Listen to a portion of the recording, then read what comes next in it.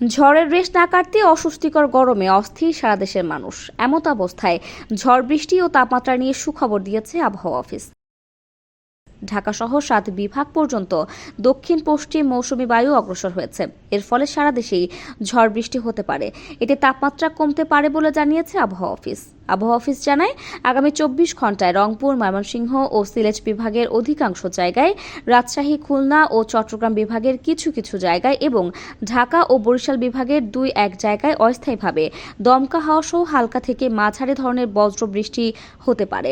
সেই সঙ্গে দেশে কোথাও কোথাও মাঝারি থেকে ভারী বর্ষণ হতে পারে। এর ফলে সারা দেশে দিনের তাপমাত্রা সামান্য হ্রাস পেতে পারে এবং রাতের তাপমাত্রা প্রায় অপরিবর্তিত থাকতে পারে। আবহাওয়া অধিদপ্তরের আবহাওয়াবিদ মোহাম্মদ মনোয়ার হোসেন স্বাক্ষরিত পরবর্তী ৭২ ঘন্টার পূর্বাভাসে এ তথ্য জানানো হয়। ঘূর্ণিঝড় রিমালের প্রভাবে দেশ জুড়ে ভারী বৃষ্টিপাতের ফলে তাপমাত্রার পারদ কিছুটা নেমেছিল।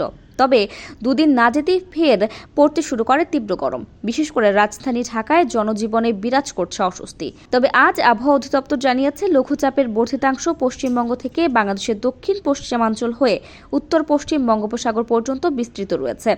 দক্ষিণ পশ্চিম মৌসুমী বায়ু ঢাকা, বরিশাল, চট্টগ্রাম, সিলেট, ময়মনসিংহ, রংপুর এবং রাজশাহী বিভাগ পর্যন্ত অগ্রসর হয়েছে।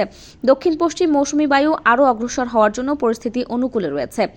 আগামীকাল এবং সোমবার রংপুর, ময়মনসিংহ ও সিলেট বিভাগের অধিকাংশ জায়গায়, রাজশাহী, খুলনা ও চট্টগ্রাম বিভাগের কিছু কিছু জায়গায় এবং ঢাকা ও বরিশাল বিভাগের ২-১ জায়গায় অস্থায়ীভাবে দমকা হাওয়া সহ হালকা থেকে মাঝারি ধরনের বৃষ্টি বা বজ্র সহ বৃষ্টি হতে পারে।